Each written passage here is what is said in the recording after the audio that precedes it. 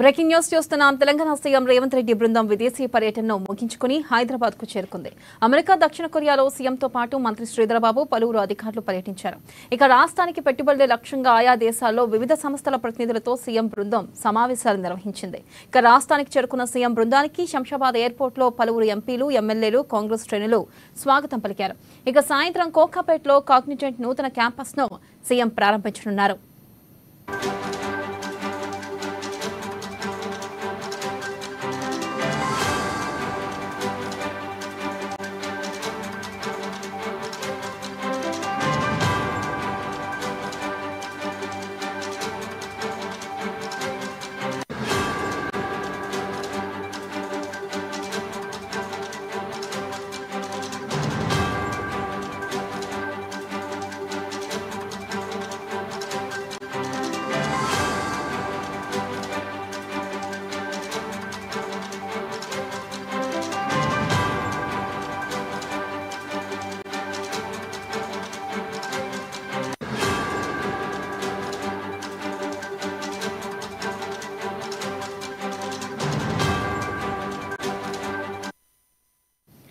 Breaking news చూస్తున్నాం. Telangana CM Revanth Reddy బృందం విదేశీ పర్యటనను ముగించుకుని హైదరాబాద్ చేరుకుంది. అమెరికా, దక్షిణ కొరియాలో సీఎంతో పాటు మంత్రి శ్రీధరబాబు, పలువురు అధికారులు పర్యటించారు. ఇక రాష్ట్రానికి పెట్టుబడుల లక్ష్యంగా ఆయా దేశాల్లో వివిధ సంస్థల ప్రతినిధులతో సీఎం బృందం సమావేశాలు నిర్వహించింది.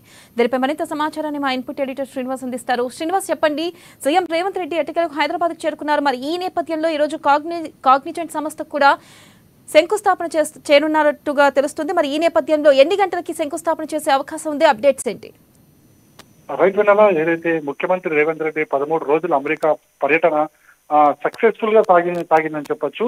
ఎందుకంటే అమెరికాలో అడుగుపెట్టిన తొలి రోజు నుంచి చూసుకుని చివరి రోజు వరకు కూడా ఆంధ్రప్రదేశ్ కి తెలంగాణకి పెట్టుబడులు తీసుకొచ్చేందుకు అన్ని మార్గాలను కూడా ఆయన తట్టడం జరిగింది. ప్రతి పారిశ్రామికవేత్త ఎవరైతే ఉత్సాహంగా తెలంగాణ పెట్టుబడులు విధానం చూపించారో వాళ్ళందరితో కూడా భేటీ కావడం జరిగింది. మనం ఒకసారి చూసుకుంటే కనుక తెలంగాణ పర్యటనకు సంబంధించి అమెరికా పర్యటనకు సంబంధించి ఇప్పటి వరకు కూడా మనకున్న సమాచారం ప్రకారం, అదేవిధంగా ముఖ్యమంత్రి కార్యాలయం అందించిన సమాచారం ప్రకారం చూసుకుంటే కనుక 30,000 ఉద్యోగాలు వచ్చే అవకాశం ఉంది. 31,000 కోట్లకు అంటే 31,000 కోట్ల రూపాయల పెట్టుబడులు ఇక్కడ తెలంగాణలోకి వచ్చేందుకు పారిశ్రామికవేత్తలు ఉత్సాహం చూపించారు. మనకి అందులో ప్రధానంగా చూసుకుంటే కనుక కాగ్నిజెంట్ లాంటి సంస్థలు ఉన్నాయి. అదేవిధంగా మనకి ఆర్టిఫిషియల్ ఇంటెలిజెన్స్ సంస్థ కూడా ఒకటి ఉంది.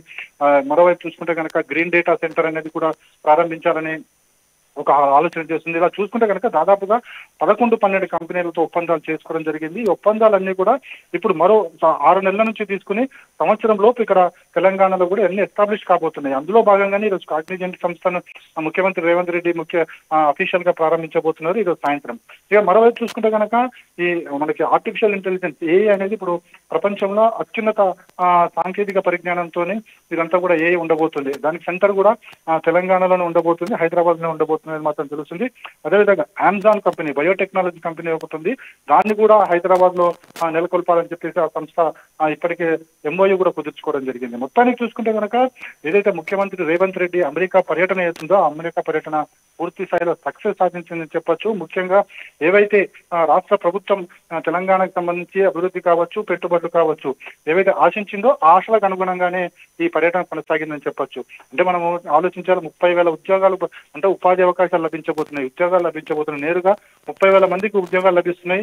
ఇండైరెక్ట్ గా చూసుకుంటే కనుక మరికొన్ని వేల మందికి ఉపాధి అవకాశాలు లభించే అవకాశం ఉంది. మరోవైపు చూసుకుంటే కనుక దాదాపు 32,000 కోట్ల రూపాయల పెట్టుబడులు ఇప్పుడు తెలంగాణలోకి రాబోతున్నాయి. అంటే ఇదంతా కూడా ఈ పర్యటన సక్సెస్ అయ్యింది అని చెప్పేసి కూడా మనకు కొద్దిసేపటి క్రితమే మంత్రి దుద్దిల్ల శ్రీధర్బాబు కూడా మీడియాతో చెప్పడం జరిగింది. సో ఈరోజు సాయంత్రం కాగ్నిజెంట్ సంస్థకు సంబంధించిన ఇనాగ్రేషన్ కూడా జరగబోతుంది.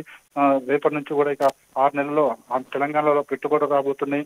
అదేవిధంగా సంస్థలు, అంతర్జాతీయ సంస్థలన్నీ కూడా ఇక్కడ తమ కార్యకలాపాలను కొనసాగించబోతున్నాయి. వెన్నెల, రేపు వైరాలో కూడా ముఖ్యమంత్రి కీలక ప్రకటన చేయనున్నట్లుగా తెలుస్తుంది. మరి రుణమాఫీపై ఈ మేరకు 2 లక్షల రుణమాఫీ రేపు చేసే అవకాశం ఉందంటారా శ్రీనివాస్?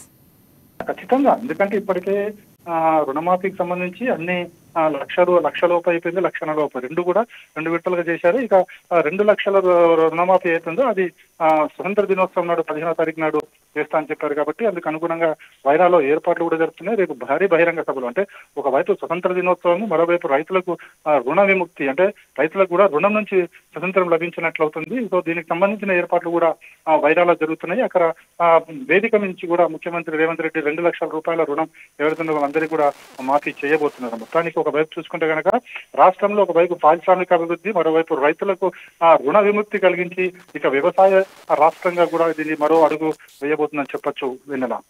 Srinivas, thank you.